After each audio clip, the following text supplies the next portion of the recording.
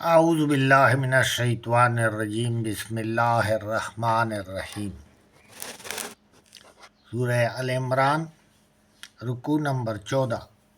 یا ایھا الذین آمنوا لا تأکلوا الربا اضعافا مضاعفا۔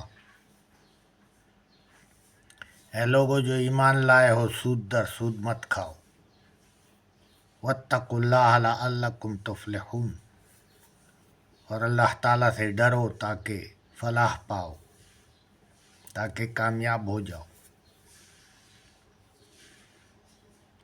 یہ سورہ ال عمران میں شریعت کی آیت ہے اس امت کے لیے۔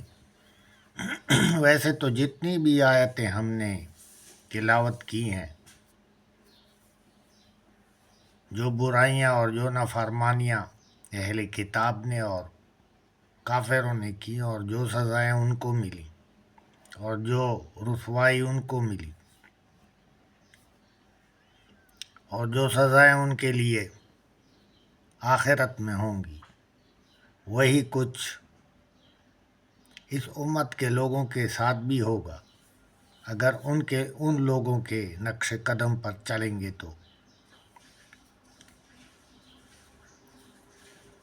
تو یہ اس امت کے لوگوں کے لیے تنبیہ ہے۔ ان لوگوں کو متنبہ کیا گیا ہے۔ یہ قصے کہانیاں نہیں ہیں جس طرح کہ ہم نے پچھلے درسوں میں فرمایا۔ یہ ایک الارمنگ سچویشن ہے، اور اس پر غور کرنا ہے اور اپنے گریبان میں جھانکنا ہے کہ اس امت کے لوگ کیا کر رہے ہیں۔ کیا وہی کچھ کر رہے ہیں جو انہوں نے کیا؟ تو اس سے خبردار رہنے کی ضرورت ہے۔ یہ آیت نمبر 130 سود سے ممانعت ہے۔ سود تو ایک ایسا چیپٹر ہے کہ اس پر بات کرنے کے لیے کافی ٹائم کی ضرورت ہے۔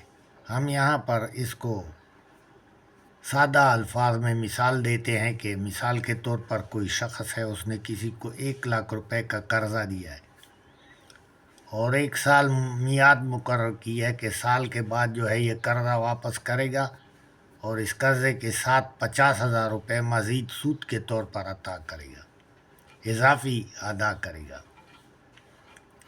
تو یہ 50,000 جو 1,00,000 اصل زر کے اوپر ہے، یہ سود ہے۔ اب اگر سال پورا ہونے پر قرضہ لینے والا اس حیثیت میں نہیں ہے کہ وہ قرضہ واپس کرے،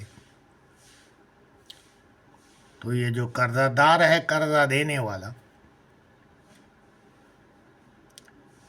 یہ اس قرضہ لینے والے پر 1,00,000 پر نہیں 1,50,000 پر اضافی رقم مانگتا ہے، تو یہ پھر سود در سود ہو جاتا ہے۔ اس کو مرکب سود کہتے ہیں۔ مثال کے طور پر پہلے سال تو اس نے مکمل ہونے پر 50,000 سود لیا، اور اگلے سال پھر یہ 1,50,000 کا اصل زر اس کو بنائے گا، اور مزید 75,000 روپے اس سے اور لے گا، تو یہ ڈبل سے بھی زیادہ ہو جائے گا 2 سال میں۔ تو یہ پھر سود در سود ہو جاتا ہے۔ ایک تو سود حرام ہے، اس کے کیا وجوہات ہیں، کیا نقصانات ہیں، یہ تو کسی وقت جب سود کا ذکر بعد میں آئے گا تو ہم انشاءاللہ بیان فرمائیں گے۔ لیکن مین نقصان اس کا یہ ہے کہ ایک تو آدمی حریص ہو جاتا ہے، قرضہ دینے والا۔ دوسرا یہ کہ غریب لوگوں کے ساتھ، ناچار لوگوں کے ساتھ ظلم، زیادتی۔ ایک شخص کی ضرورت ہوتی ہے، وہ ضرورت کے لیے قرضہ لیتا ہے اور وہ مزید قرضوں میں پھنس جاتا ہے، کسی کی کسی کے بیٹی کے ہاتھ پیلے کرنے ہوتے ہیں، اس کے لیے قرضہ لیتا ہے تو وہ بعد میں ایک مصیبت میں پھنس جاتا ہے، سود در سود اس پر چڑھتا ہے۔ یہ کہ یہ دولت جو ہے یہ امیر لوگوں کے ہاتھوں میں بڑھتی جاتی ہے، اور غریب جو ہے وہ غریب سے غریب تر ہوتا جاتا ہے۔ معاشرے میں جو ہے نفاق اور لڑائیاں اور قتل و غارت پیدا ہوتی ہے وغیرہ وغیرہ۔ اس پر تفصیل سے بات ہوگی انشاءاللہ۔ تو سادہ سود اور مرکب سود میں یہی فرق ہے۔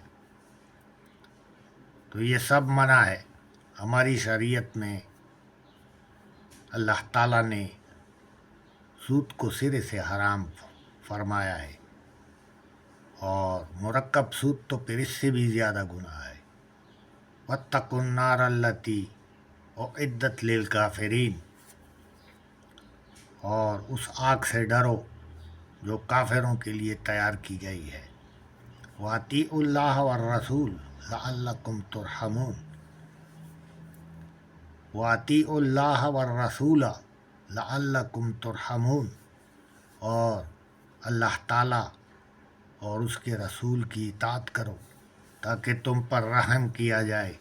وَسَارِعُوا إِلَىٰ مَغْفِرَةٍ مِّن رَّبِّكُمْ وَجَنَّةٍ، اور اللہ تعالیٰ کی مغفرت کی طرف دوڑو، اور اس جنت کی طرف، اور اللہ تعالیٰ کے اس جنت باغات کی طرف دوڑو۔